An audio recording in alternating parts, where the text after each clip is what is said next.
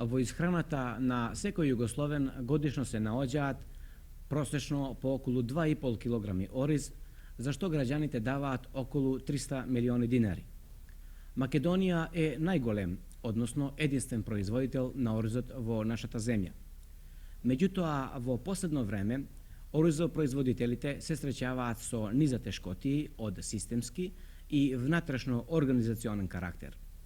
Сите тие проблеми имаат своја острина, но и своја генеза во меѓусебните односи на низа фактори кои се јавуваат како регулатори, корисници и други видови актери во проблематиката на така нареченото бело злато. Да би можеле да направиме еден поцелосен увид, па и осврт врз актуелната проблематика на оризот, која доаѓа до израз во режимот на увозот и извозот, потоа во определувањето на висината на водниот надоместок од страна на водостопанските предпријатија, во определувањето на откупните цени, во односот кон производителите и слично, од првин ќе изнесеме неколку податоци за организацијата на производството. Во Македонија оризот се одгледува на површина од околу 10.000 хектари, а со изградбата на мелиоративните системи, оваа бројка е во постојан пораст. Годишното производство изнесува околу 45 до 50.000 тони оризова арпа, односно 28 до 30.000 тони бел ориз. Тоа количество ги задоволува југословенските потреби од ориз околу 70%. Се смета дека наредниве неколку години македонскиот ориз ќе задоволува дури 85% од потрошувачката на оризот во нашата земја. Најголем производител на оризот е општината Кочани. Оризопроизводството во оваа комуна представува специјализирано стоково производство кое во вкупното производство на нашата република учествува со 60%. Во Кочанско оризот се произведува на површина од 6100 хектари, од кои годинава се очекуваат над 30.000 тони арпа.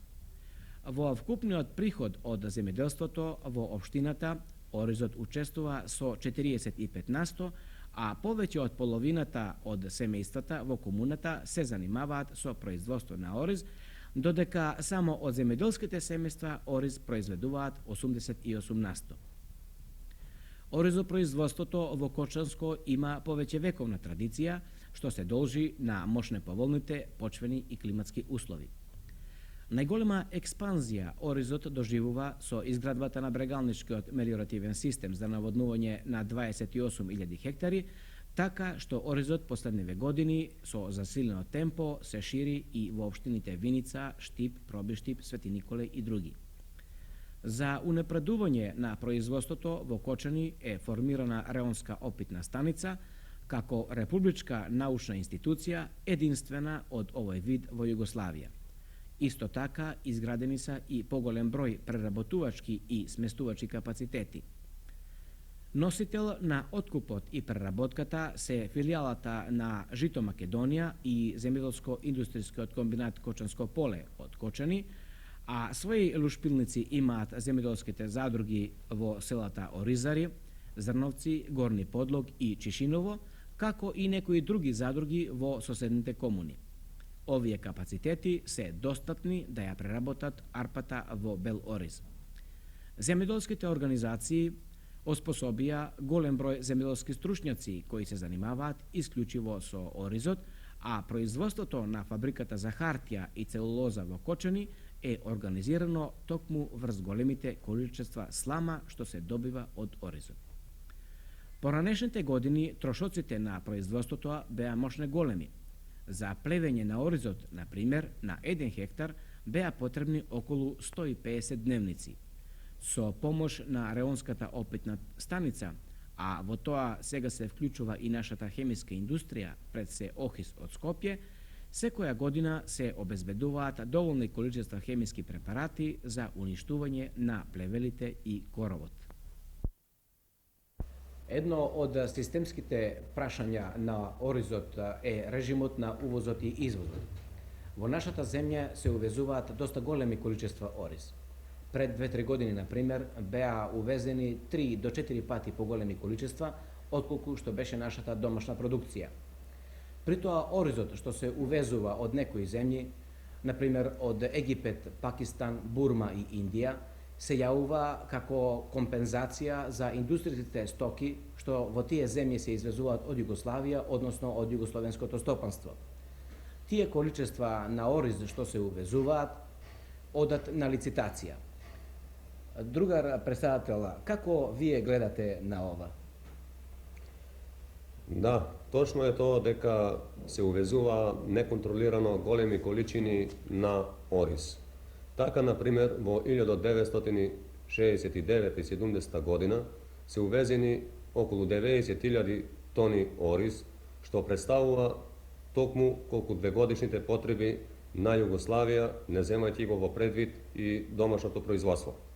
Ако се додаде и домашното производство од тие 2 години, кое е равно на едногодишните потреби на Југославија, доваѓаме до констатација дека увезениот ориз направи една таква положба на домашниот пазар, што домашното производство остана непродадено.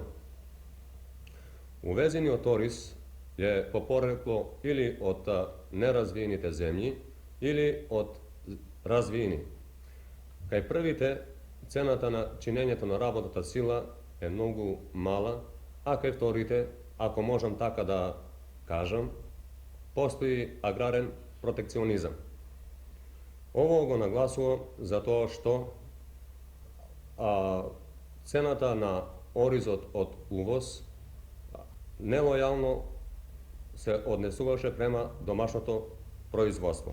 Така, например, развиените земји го бенефицираат извозот на своето производство со околу 50%. Осем тоа, фискалните и економските давачки во тие земји на оризопроизводителите се битно помали од фискалните и економските давачки на нашите оризопроизводители. Према тоа, не е чудно што во тие земји постојат две цени на ориз. Едната цена е извозна, а другата е домашна. Ако ги споредиме цените што постојат во развиените земји во малопродажба, тогаш тие се исти како цените во малопродажба на нашиот ориз, на нашиот домашен пазар. Тие цени на оризот што ги имаат другите земји, кога го извезуваат кај нас, во многу нелојално се понесуваат према нашето домашно производство. Осем тоа, што е битно да нагласиме, дека пресметковната вредност на доларот, услед трансакциите што настануваат во надворешниот промет, е далеку помала отколку вистинската званична вредност на доларот. Тоа е исто така една од причините да тој ориз е поевтин од домашниот ориз. Друга председателе, какво е учеството на производителите на оризот во градењето на политиката за неговиот увоз?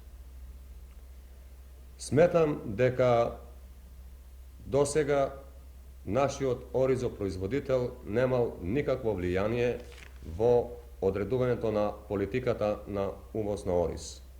Воглавном, политиката на увезениот ориз ја креирале сите други, а не онај што е најповеќе заинтересиран за истото.